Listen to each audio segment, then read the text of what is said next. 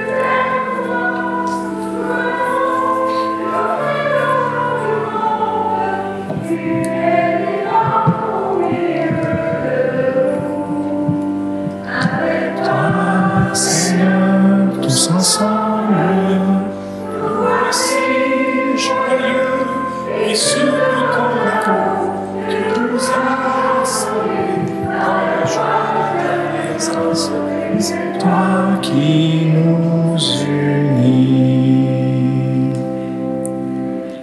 Bonjour. Bienvenue à cette célébration. Bienvenue aussi aux téléspectateurs de la télévision communautaire de l'Érable qui se joignent aussi à nous pour cette célébration. Merci également à l'abbé Mario Duchesne, vicaire général du diocèse, qui est parmi nous aujourd'hui. Merci d'être avec nous. En cette semaine de l'unité des chrétiens et des chrétiennes, mettons l'accent sur ce qui nous rassemble plutôt que ce qui nous divise. Avec foi, faisons le signe de tous les baptisés du monde entier, au nom du Père, du Fils et du Saint-Esprit. Amen.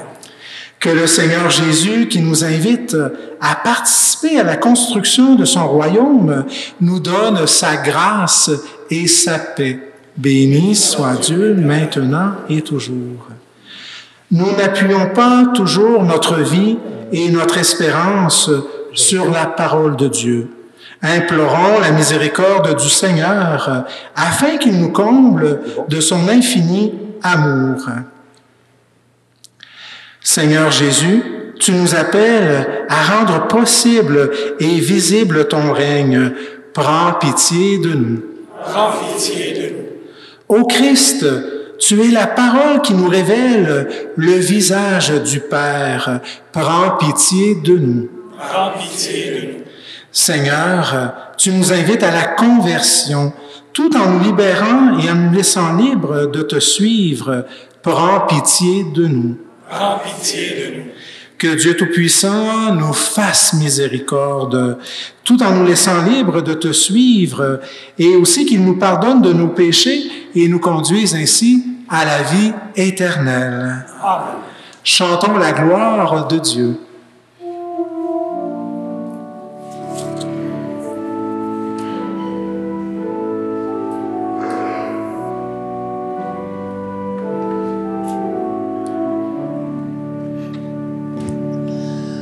Tes chemins, Seigneur, sont amour et vérité pour qui garde ton alliance. Tes chemins, Seigneur, sont amour et vérité pour qui garde ton alliance. Seigneur, enseigne-moi tes voies, fais-moi connaître ta route, dirige-moi par ta vérité, enseigne-moi, car tu es le Dieu qui me sauve. Tes chemins, Seigneur, sont amour et vérité pour qui garde ton alliance. Rappelle-toi, Seigneur, ta tendresse, ton amour qui est de toujours. Oublie les révoltes, les péchés de ma jeunesse. Dans ton amour, ne m'oublie pas. Tes chemins, Seigneur, sont amour et vérité pour qui garde ton alliance.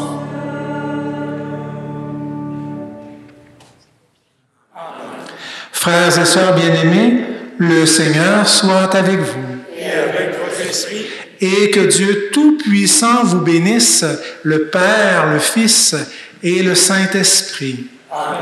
Allez et demeurez dans la paix et la joie du Christ. Rendons grâce à Dieu. Alors, n'oubliez pas qu'après la célébration, nous allons procéder aux élections à 11h30. Merci de votre présence. Vous avez observé des extraits de la messe qui a précédé la réunion des affaires de la fabrique Notre-Dame des Érables. Maintenant, nous vous présentons l'assemblée des paroissiennes et paroissiennes. Cette assemblée a été longuement attendue en raison des différences entre les administrateurs de la fabrique Notre-Dame des Érables et les élus de la ville de Plessisville par rapport au futur des églises Saint-Calixte et Notre-Dame de Fatima à Plessisville. Pendant cette rencontre publique, 2 membres du conseil d'administration de la fabrique Notre-Dame des Érables ont été élus. Les maires guerriers sortants étaient M. Alain Gilbert, qui a finalisé un premier mandat et qui était rééligible, et Mme Colette Brochou, qui terminait un second mandat et qui était non rééligible. La ville de Plessisville appuyait la candidature de M. Rénal Gingras de Plessisville et de Mme Sylvie Laroche, remplaçant la candidature de l'ancien maire de Plessisville, M. Mario Fortin, qui s'est retiré de la course en décembre dernier. L'Assemblée du 21 janvier 2024 a compté aussi avec la participation du public qui a pu voter sur place pour les candidats, à condition d'être membre de la paroisse Notre-Dame des Érables et d'habiter dans l'une des 9 communautés suivantes desservies par la diocèse du Québec: Notre-Dame de Lourdes, Inverness, Lister, Val-Allan, Laurierville, Plessisville, Sainte-Sophie de Halifax, Villeroy ou Saint-Pierre-Baptiste. Nous allons découvrir les résultats de l'élection dans cette émission. Pour commencer, nous vous présentons le début de l'Assemblée annuelle des paroissiennes et paroissiennes de Notre-Dame des Érables, sous la présidence de M. Michel Paquin. Alors, bonjour à tous et à toutes. Tout d'abord, merci d'être là. Oui, vous allez remarquer que des fois, j'ai des problèmes de voix. Ça fait une semaine et demie que je traîne comme une extinction de voix. Alors, je trouve ça motivant, gratifiant de vous voir si nombreux pour vous intéresser à ce qui se passe dans notre communauté de Notre-Dame-des-Érables. Alors, moi, je me présente, Michel Paquin, président de l'Assemblée de Fabrique. Et avant toute chose, étant donné qu'on l'a avec nous, je vais inviter l'abbé Mario Duchesne, vicaire général au diocèse de Québec, à venir prendre la parole. Abbé Duchesne.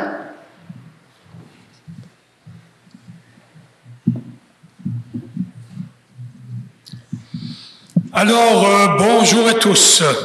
Ça va bien? Bon, on s'organise pour que ça continue d'aller bien. Alors, d'abord, mon rôle de vicaire général. Je tiens à vous le rappeler pour qu'on comprenne bien ma fonction au niveau du diocèse. Moi, comme prêtre, j'ai été demandé par l'archevêque à être son adjoint personnel. Le vicaire général, c'est celui qui exerce le droit de l'évêque dans les décisions, dans l'administration de tous les jours. Quand la paroisse m'a envoyé la lettre pour demander la nomination d'un président d'assemblée, ils adressent ça à l'évêque. C'est moi qui réponds, c'est moi qui le nomme comme président d'assemblée. Moi, j'exerce les fonctions de l'évêque dans l'administration de tous les jours. Un peu comme un gouvernement. On peut parler du premier ministre. C'est pas le premier ministre qui va faire toutes les tâches du gouvernement jour après jour.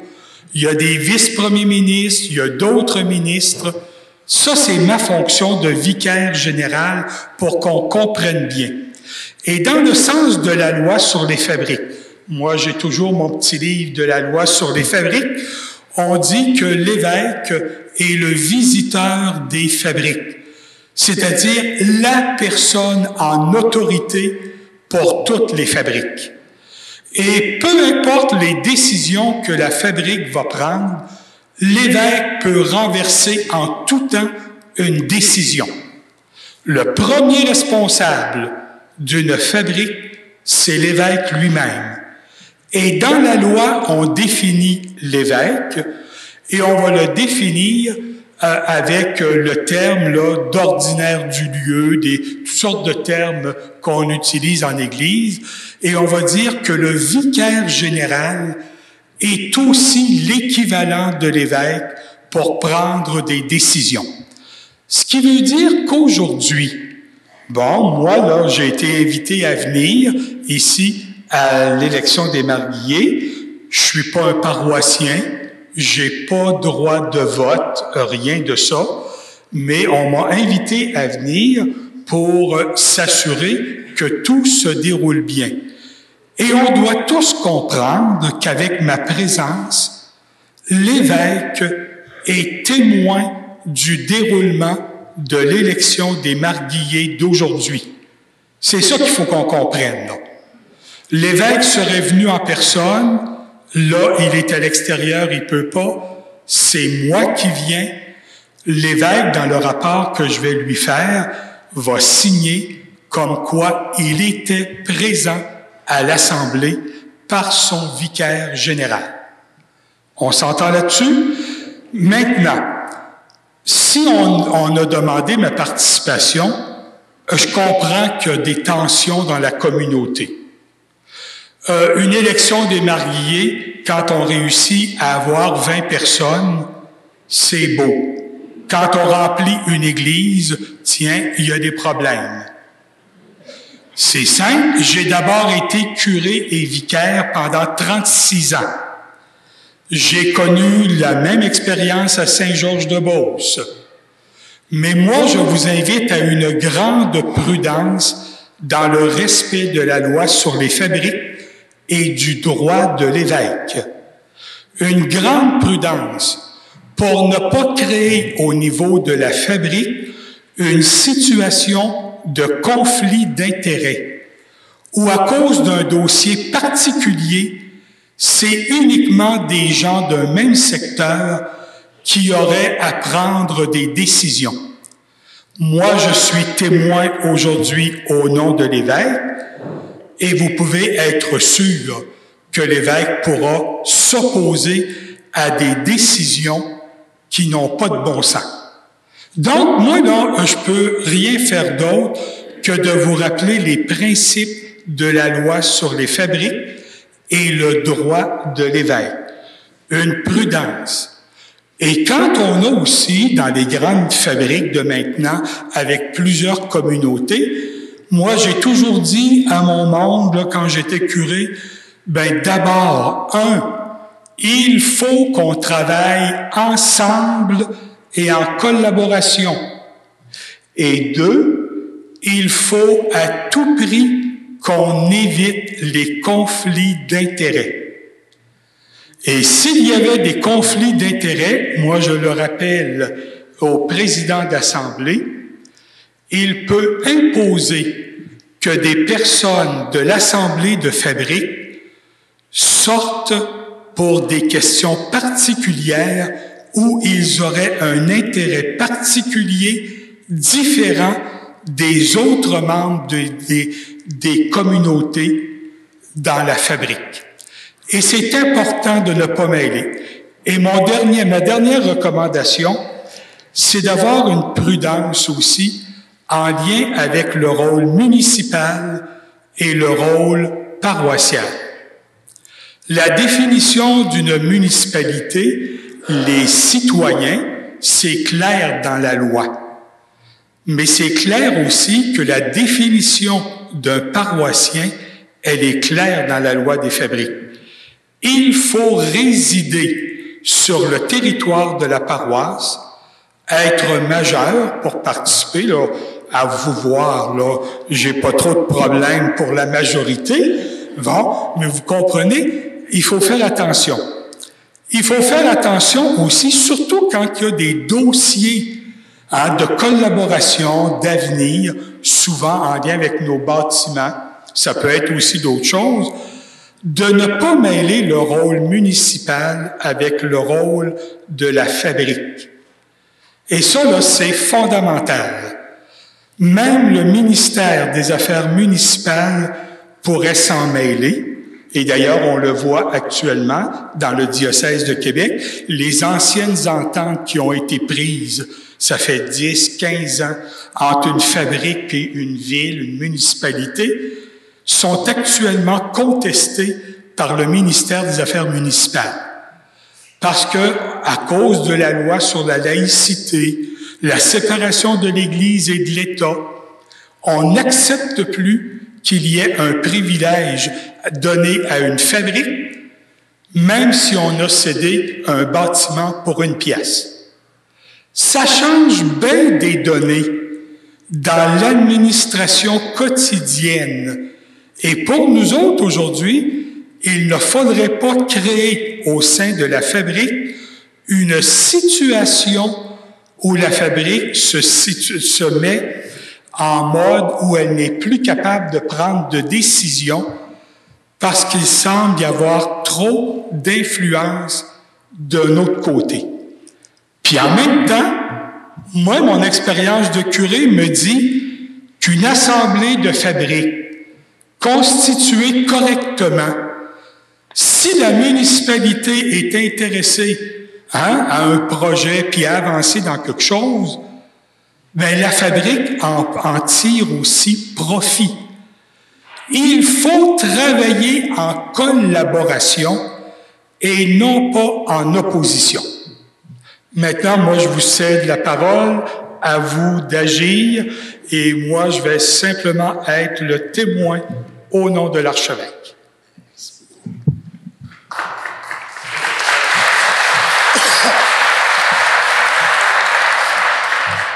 Alors, merci beaucoup, Abbé Duchesne. Donc, je serai, comme à titre de président de l'Assemblée de fabrique, je suis le président d'office de l'Assemblée de paroissiens, et Mme Colette Brochu, secrétaire également à l'Assemblée de fabrique, d'office, parce que son mandat se termine à partir du moment où il y aura l'élection. Elle est secrétaire également. Ceci étant dit, oui, D'habitude, on finit avec ça, mais moi, je veux commencer avec ça.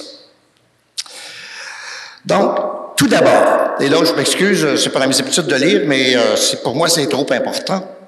Je tiens, du fond du cœur, à remercier Colette et Alain, nos deux marguilliers sortants, pour leur travail extraordinaire pendant toute la durée de leur mandat. J'ai eu le privilège de pouvoir travailler avec deux bénévoles qui ont tellement donné de leur temps, de leurs énergies et qui ont partagé leurs convictions profondes, qui ont respecté avec cœur leur serment d'administrateur.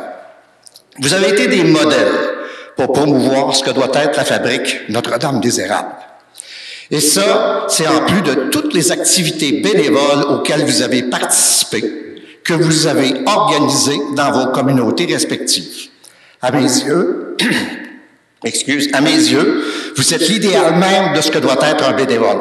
Je pourrais jamais assez vous dire merci pour avoir pris tellement à cœur les intérêts et les besoins de notre grande communauté. Merci.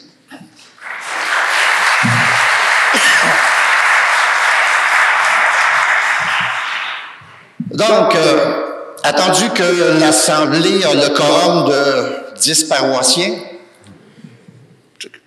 donc nous allons pouvoir procéder.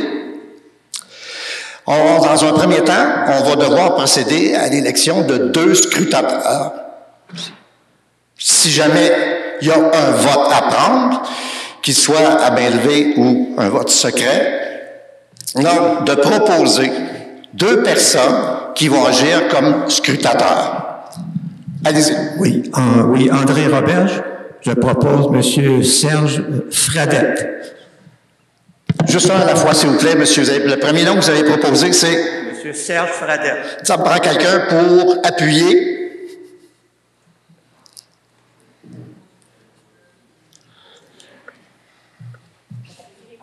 Attends, ça s'en vient. Bélinda Drolet, appuie. Merci. Vous comprenez l'utilité du micro. Autre proposition comme scrutateur. Bonjour, je propose M. René Turcotte comme scrutateur. M. Turcotte a été scrutateur pour toutes les sortes d'élections. Je pense qu'il devrait faire une bonne... Merci. Quelqu'un pour appuyer? Oui, madame, vous avez oublié de vous nommer. Francine Charret. Merci. Quelqu'un pour appuyer?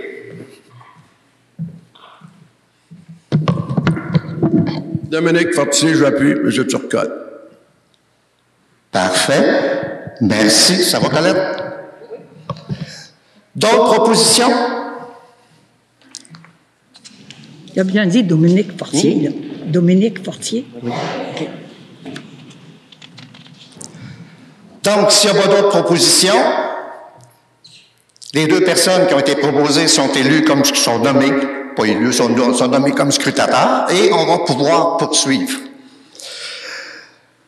Donc, vous le savez, l'Assemblée d'aujourd'hui a pour but de procéder à l'élection de 2 nouveaux marquis en remplacement des 2 mentionnés, à savoir Colette et M. Alain Gilbert. Alors, il y aura comme 2 élections. On commence avec un premier poste, élection, et ensuite un deuxième poste. Donc, le premier poste... Le président d'élection demande à l'Assemblée de procéder à l'ouverture. Ah oui, tu as raison. On a toute une structure. Hein? Donc, ça me prend quelqu'un pour proposer l'ouverture de l'élection. Je propose l'ouverture de l'élection. Marc Morin. Marc Morin. Quelqu'un pour appuyer.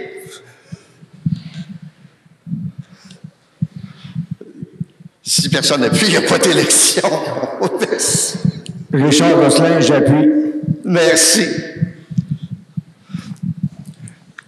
Tout le monde est d'accord? Donc, on va procéder.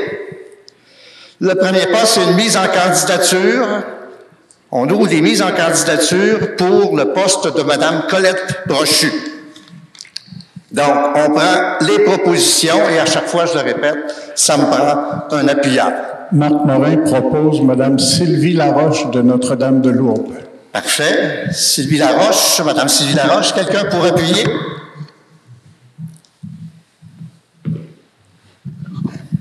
Richard Gosselin, j'appuie la candidature de Mme Laroche. Parfait.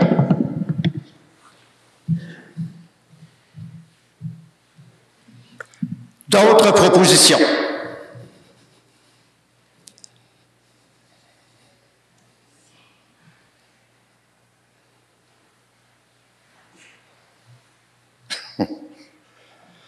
Je vais prendre un vieux truc. Je vais compter jusqu'à 100, mais je vais arrêter à 3. 1, 2, 3.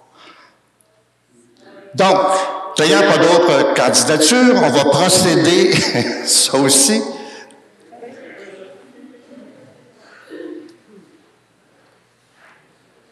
Oh.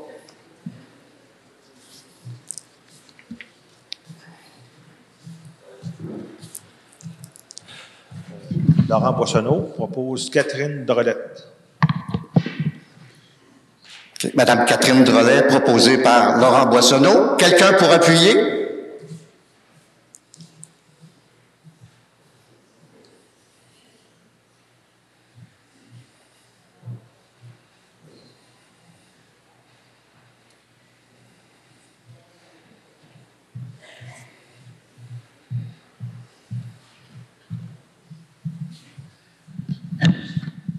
Denise Beaulieu-Bates appuie.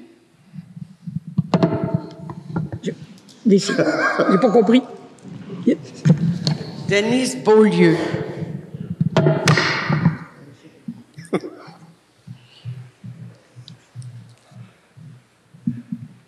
D'autres propositions? Je ne sais pas loin de ça. Donc, s'il n'y a pas d'autres propositions, ça me prend maintenant quelqu'un, c'est le protocole, quelqu'un pour proposer la fermeture des mises en candidature. Donc, quelqu'un pour venir proposer ça. Et un appuyeur par la suite. Dominique Fortier propose la fermeture.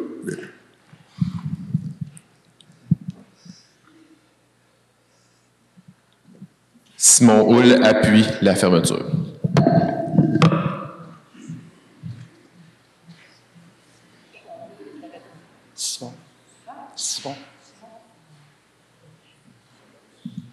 Bon. Ceci étant dit, maintenant, je vais demander aux deux personnes proposées si elles acceptent. C'est la moindre des choses. Et dans l'ordre, en commençant par la dernière proposition. Alors, Madame Catherine Drolet, s'il vous plaît.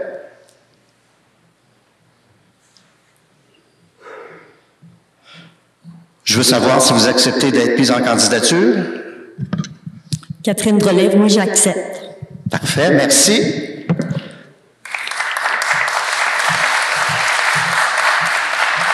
Madame Sylvie Laroche.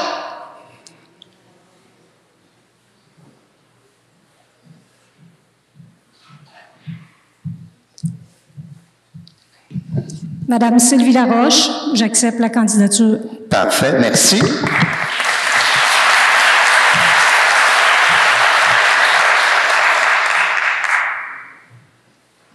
Donc, on aura une élection. Alors là, je vais inviter les deux scrutateurs à s'approcher. Pour l'élection? C'est pour ton poste. C'est pour ton poste.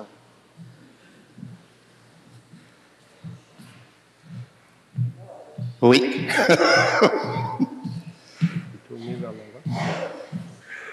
Donc, à moins que quelqu'un demande un vote secret, ce sera un vote à main levée. On va faire un premier vote. Si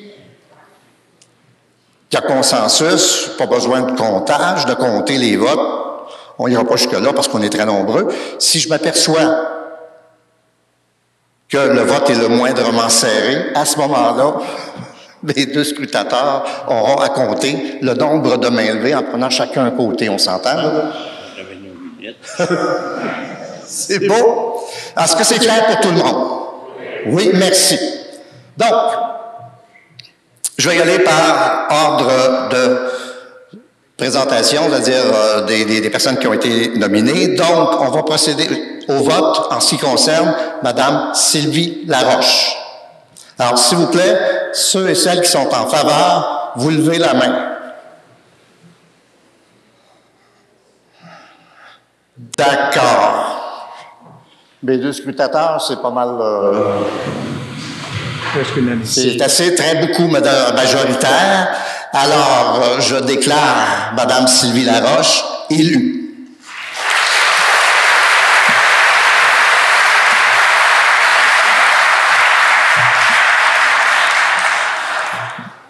Monsieur le Président. Monsieur le Président. Monsieur le Président, point d'ordre. l'évêque intervient. Pardon? L'évêque intervient.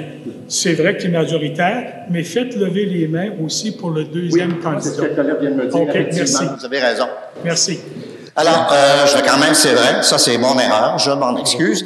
Alors, je vais vous demander de lever la main pour ceux et celles qui votent pour Mme Catherine Drolet. S'il vous plaît, vous levez la main.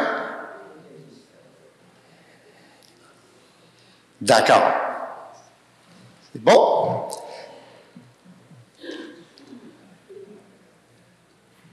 Maintenant, on y va avec le deuxième poste, mise en candidature pour le poste de M. Alain Gilbert. C'est le temps des propositions.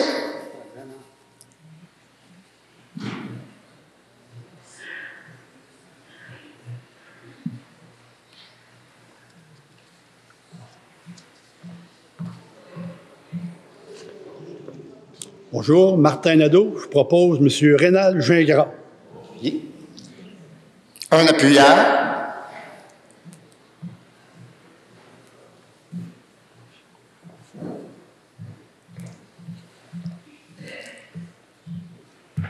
Guy Houd de Plessisville. Je vais l'appuyer. Parfait, merci.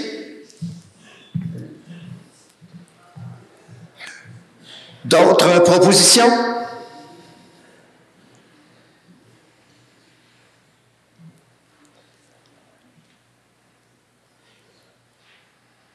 Même opération, je compte jusqu'à 100. J'arrête à 3. 1. 2. Et 3. Donc, ça me prend quelqu'un pour signaler la fin de la période des mises en candidature. Un proposeur, s'il vous plaît. Oh, non. Pélinda Drolet propose. Merci. Un appuyant. S'il n'y a pas d'appuyant, on continue à voter. Oups.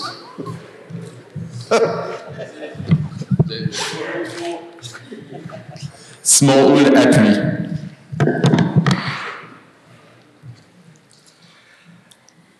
Alors, Monsieur Quentin, où êtes-vous?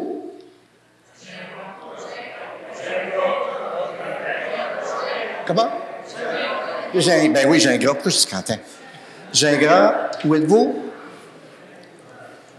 J'ai besoin de savoir si vous acceptez d'être mis en candidature. Oui, j'accepte. Parfait.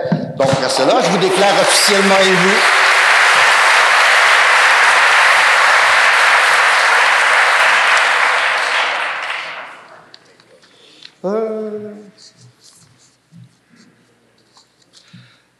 Donc, l'essentiel est fait. Moi, je vous dis merci. Et là, on va procéder. Oui, je vais préciser, je vais demander tantôt à la fin de la rencontre à ce que les deux mariés élus viennent me voir afin que je puisse prendre en note leurs coordonnées.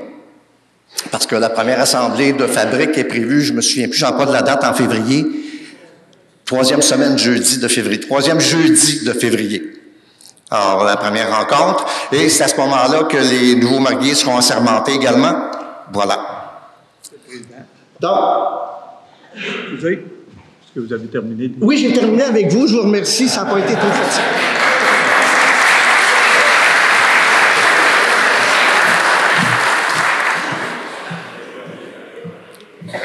période de questions, il y a une dernière étape. Colette procédé à la rédaction du procès-verbal. Alors, dans les statuts, elle va vous faire la lecture du procès-verbal, qu'on puisse procéder à son adoption dès aujourd'hui. Es-tu prête, Colette? J'essaie de reviser ça, là. Reviser ça, là. J'ai tous des noms partout, là. Là, les deux candidats, c'est Sylvie Laroche. Sylvie Laroche. Oui.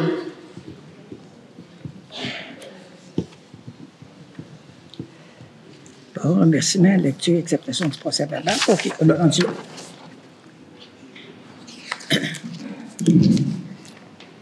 Tiens. Bonjour à vous tous.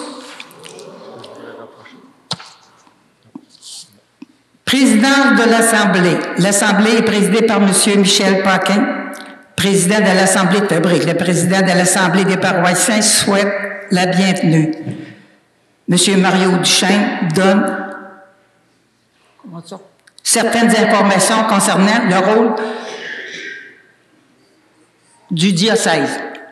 Déclaration de la régularité de l'Assemblée. Attendu que l'Assemblée a le quorum de 10 paroissiens et plus, attendu que l'avis de convocation ait été mis au feuillet paroissial du 14 janvier 2024 et que l'avis de cette convocation ait été lu pour la célébration du 14 janvier 2024, respectant les 6 jours francs, l'avis a été aussi publié sur la page Internet de la Fabrique. Le président déclare que l'Assemblée est régulièrement constituée. Déclaration du secrétaire à l'Assemblée, Colette Brochu, secrétaire de l'Assemblée, agit à titre de secrétaire de la présente Assemblée. Désignation de 2 scrutateurs. Il est proposé par André Roberge, appuyé par Bélinda Drolet, que Serge Fredette soit nommé scrutateur. Il est proposé par Francine Charret, appuyé par Dominique Fortier, que René Turcotte soit nommé scrutateur. Objet de l'Assemblée. L'Assemblée est tenue d'élire 2 mariés au poste de Colette Brochu, qui termine son 2e mandat, et M. Alain Gilbert, qui termine son 1er mandat au 31 décembre 2023. Ces 2 postes à pourvoir sont d'une durée de 3 ans. Élection des mariés. Le président demande à l'Assemblée de procéder à l'élection, proposée par Marc Morin, appuyé par Richard Gosselin, que la période de mise en candidature soit ouverte. Mise en candidature pour le poste de Colette Brochu. Il est proposé par Marc Morin, appuyé par Richard Gosselin, que Sylvie Laroche soit candidate. Il est proposé par Laurent Boissonneau, appuyé par Denise Beaulieu, que Catherine Drolet soit candidate. N'ayant aucune candidature, le président annonce la fin des candidatures.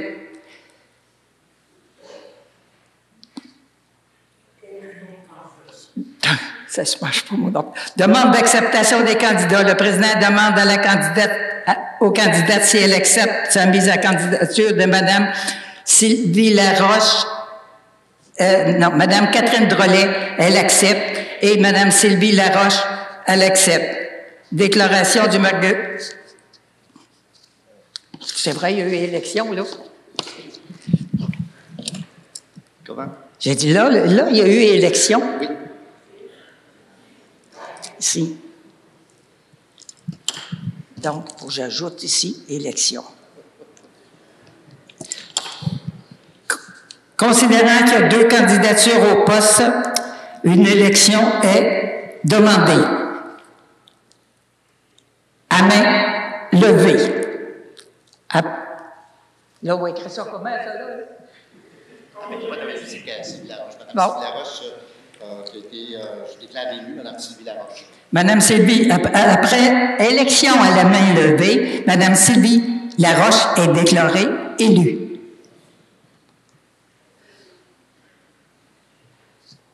Le président déclare élue Mme Sylvie Laroche, mise en candidature pour le poste de Alain Gilbert. Elle est proposée par Martin Nadeau, appuyé par Guy Houle, que Rénal Gingras soit candidat. N'ayant aucune candidature, le président annonce la fin des candidatures. Il est proposé par Bélinda Drolet et appuyé par Simon Houle que la période de mise à candidature soit close. Demande d'acceptation du candidat, M. Renal Gingras, accepte. Le président déclare donc élu Mme Sylvie Laroche et M. Renal Gingras. Le président remercie les marguilliers sortants, c'est déjà fait, et félicite les nouveaux marguilliers. Et là, ça prend le micro, hein, merci.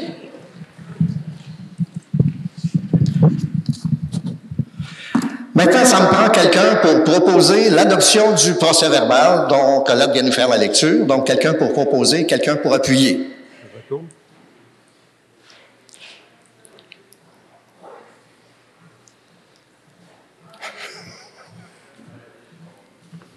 Martin Nadeau, dans votre procès-verbal, il était mentionné que c'est pour l'appuyeur que c'est M. Guy Aude et non Houle. Oui. OK.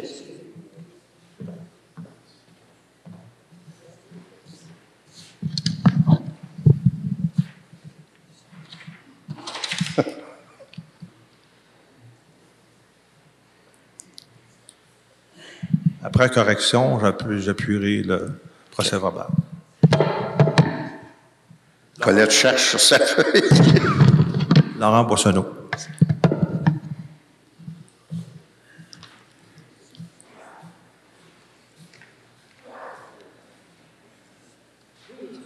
Il a appuyé. Oui. Bon, ça, c'était les formalités techniques. Maintenant, on en arrive, toujours c'est mon point préféré, à la période de questions. Alors, si vous avez des questions, donc je vous invite au micro. Période de questions, c'est toujours délicat dans la mesure où, si on a les réponses, on va vous les donner. Si on n'a pas les réponses, je vous le dis tout de suite. Je vous le dis, je n'ai pas la réponse. On prendra vos coordonnées et on ira chercher la réponse là où il faut pour vous la transmettre le plus rapidement possible. Donc, est-ce qu'il y a des questions?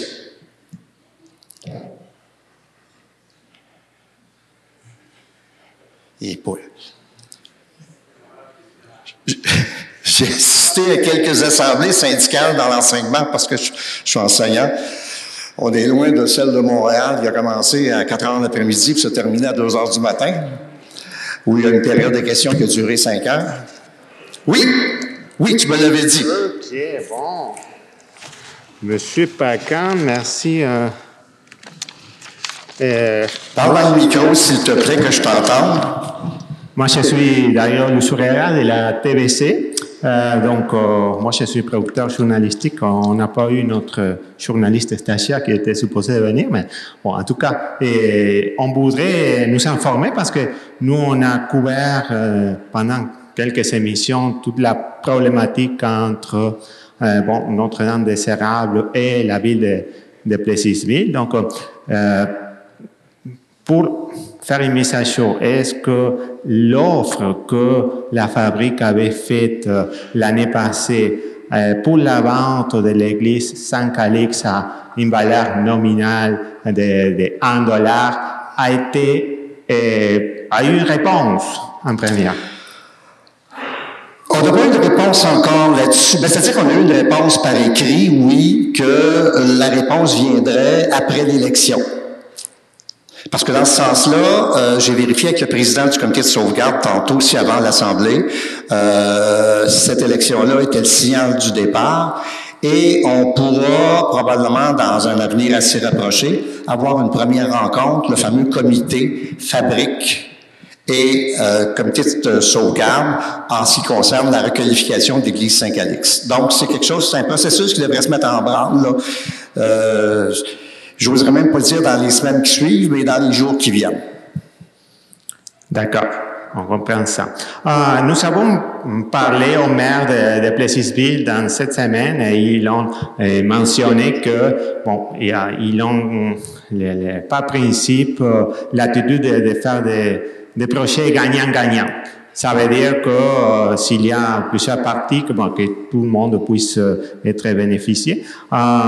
est-ce que vous voyez une possibilité de faire un projet gagnant-gagnant? Ça veut dire que ça convient à la fabrique et ça convient à la ville de Plessisville en même temps.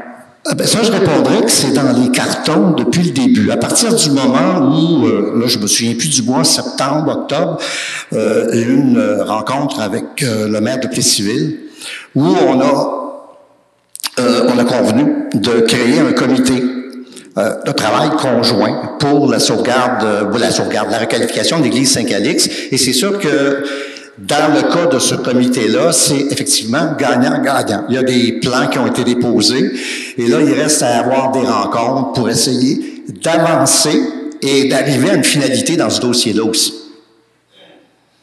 OK. Et maintenant, il y a eu une élection, n'est-ce pas? Donc, dans cette élection, est-ce que vous pensez que les nouveaux membres administrateurs vont pouvoir trouver une entente où ça va être positif pour avancer dans ces dossiers-là? Ben ça, j'ai envie de répondre que seul l'avenir nous le dira. OK. Et juste pour définir, si vous pouvez nous donner une idée en général à ce moment-là, parce que les choses peuvent changer, n'est-ce pas?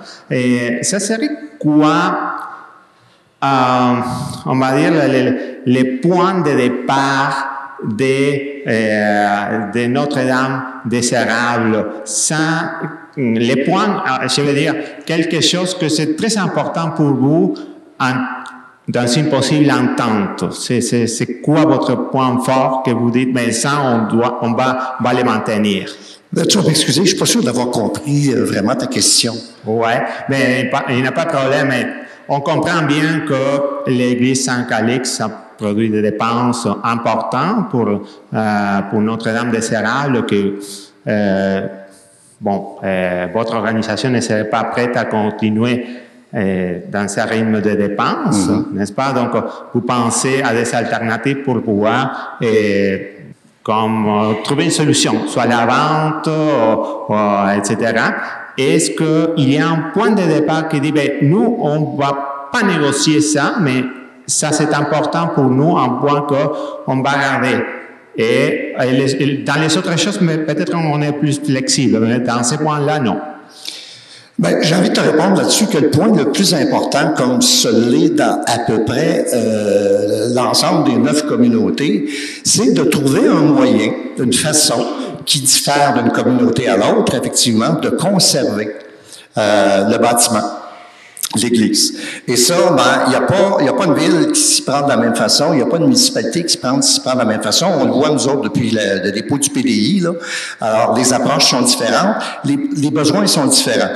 Alors, c'est le travail qui va se faire avec le comité de sauvegarde, vraiment, c'est eux autres qui sont mandatés, et le comité qui est mandaté aussi par la fabrique pour essayer de trouver, comme je dirais, la solution idéale qui convienne aux deux parties en ce qui concerne toujours la requalification de l'église Saint-Calix. Merci beaucoup, M. Père. Merci à toi.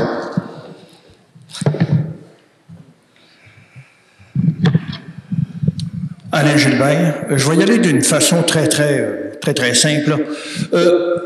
Pour avoir vécu l'Assemblée de fabrique dans les dernières assemblées, on se ramassait dans les points importants, souvent avec 5 pour, 2 contre, 1 abstention. Là, je comprends qu'il va y avoir 2 pour de moins. Il va peut-être, là, je sais pas, je connais pas les personnes qui sont nommées, là, mais disons là que les 2 personnes nommées, là, vont rejoindre les 2 qui étaient contre, que je nomme pas. Et, donc, ça fait 4-4. En tout cas, si je me souviens du petit livre là, qu'on a eu, là, le président de l'Assemblée n'a pas de vote prépondérant. Ça va fonctionner comment pour les 4 prochaines années? Pour les 2 prochaines années, parce que, en tout cas, j'attends. Ta question est excellente. Moi, je vais te répondre à un moment donné. On va avoir essayé de vivre un consensus, en tout cas, qui fasse l'affaire de tout le monde. Je pense que c'est la situation, c'est le portrait. Et ne jamais oublier ce que l'abbé Duchesne disait au début, c'est qu'au bout du compte, quoi qu'on décide, la décision finale revient toujours au diocèse. Vous savez, je dis toujours, comme assemblée de fabrique, finalement, on décide pas de grand-chose. C'est pas péjoratif ce que je dis là. L'Église catholique n'a pas inventé la démocratie. Il existe une démocratie au sein de l'assemblée de fabrique. Mais au bout du compte, ne jamais perdre de vue que toute décision qu'on prend s'en va au diocèse et doit être approuvée par l'évêque ou son représentant. Oui. Merci, Jean-François Labbé. Mon message est pour vous, Monsieur le vicaire général, c'est que dans les 2 dernières années, il y a eu un projet de regroupement avec les civils, puis ça s'est fait dans le consensus. On n'a jamais été obligé d'aller dans le vote. Donc, on espère que dans les prochains mois, semaines, on puisse trouver le consensus, travailler ensemble en collaboration. Je pense que c'est le message le plus important, puis nous, on va être présents pour faire ça avec l'appui de la communauté. Donc, merci beaucoup. Merci.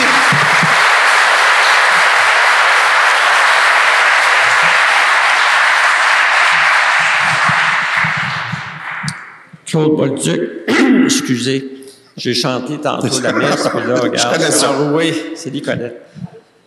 Moi, ma question serait peut-être pour le représentant de l'évêché, le vicaire général. J'ai ouï dire que jadis, Saint-Calix, surtout, là, parce que je suis de Plessisville, avait accumulé des fonds, puis qu'il en restait encore des graines, là, quelque part. Et on m'a aussi dit, c'est peut-être le démon qui a dit ça, là, mais que cet argent-là appartenait à l'évêché. Non? Disons, ça, c'est j'ai besoin d'éclaircissement là-dessus. Okay. Et notre CBA, qui est pour notre Église, puis notre fabrique, puis notre fonctionnement, finalement, ou si on, mettons que théoriquement, là, on vendait un terrain en bas de Plessisville, puis que ce montant-là, est-ce qu'il est réaffecté dans notre communauté locale, ou si c'est réparti, ou si c'est envoyé, on ne sait pas où, là? L'Église contrôle. Okay. Tu l'as dit, puis je le sais depuis toujours. J'ai étudié au Séminaire de Québec, puis j'ai quand même connu curé. Okay. Ça, je peux vous répondre. Bon, quand on parle de la CVA, à part le montant que la fabrique remet au diocèse, il y a un montant annuel, là, je ne me souviens plus comment on l'appelle, mais il y a un montant qu'on remet nécessairement au diocèse. Comment? La contribution diocésaine. Contribution diocésaine. Les argents appartiennent à la fabrique. Okay? Notre-Dame-des-Érables. Exemple, l'église Saint-Pierre-Baptiste a été vendue. Ben, la vente de Saint-Pierre-Baptiste reste à la fabrique Notre-Dame-des-Érables. Ça ne sort, comment je dirais ça? Il n'y a pas de code-part qui s'en va au diocèse. Bon. Okay? Sur toutes les transactions, il n'y en a pas. Bon, c'est déjà encourageant pour nous de participer. Tu sais, parce qu'éventuellement, on va nous demander de contribuer comme municipalité autrement, mais finalement, c'est notre bacon là, qui aide. Oui. Alors, c'est dans ce sens-là que je voulais un peu savoir si c'était quoi la vraie vérité de répartition des fonds. Merci. Ben, merci à vous. D'autres questions?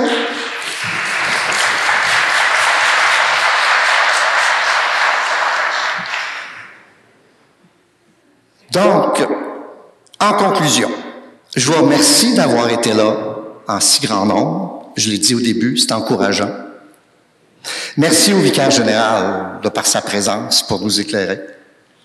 Merci à Jean-Paul aussi d'être là. Ce serait peut-être le fun que tu viennes dire, là, je sais, je sors de l'ordre du jour, mais que tu viennes dire 2-3 mots.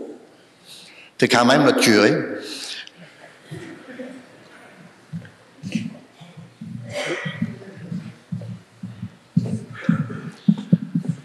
Bien, que le Seigneur, c'est un peu comme une prière, finalement, je vais y aller. Hein? Que le Seigneur nous accompagne dans ce qu'on a à vivre. On n'est pas la seule fabrique où il se vit des décisions à prendre qui vont vraiment impacter l'avenir de nos communautés chrétiennes, mais qui, Seigneur, fait qu'il reste de la vie de baptisés autour de notre communauté chrétienne de Notre-Dame-des-Érables, qu'on a toujours une épaule compatissante qui va nous accueillir au presbytère pour des confessions, pour des conseils, de l'amour à donner. qu'il y a toujours du monde là, qui soit là pour que les baptisés puissent continuer à vivre leur vie de baptisé tous les jours et que le Seigneur nous y accompagne au nom du Père, du Fils et du Saint-Esprit. Amen.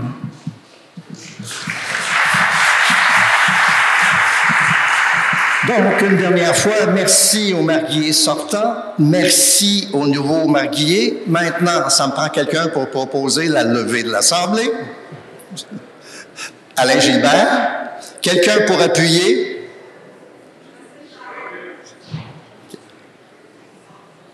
Madame, pouvez-vous répéter votre nom? C'est beau? Alors, merci. Bon retour à tout le monde. Je veux voir les deux nouveaux mariés, s'il vous plaît. Avec la finalisation de l'Assemblée annuelle des paroissiennes et paroissiens de Notre-Dame des Érables, nous nous approchons vers la fin de la mission Érable approfondie de cette semaine.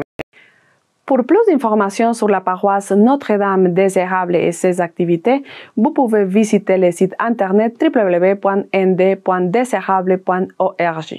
Nous vous invitons aussi à regarder nos émissions Érable en bref et Érable approfondie à chaque semaine. En plus, après la diffusion en ondes, nos émissions se trouvent sur notre site internet www.tvce.org.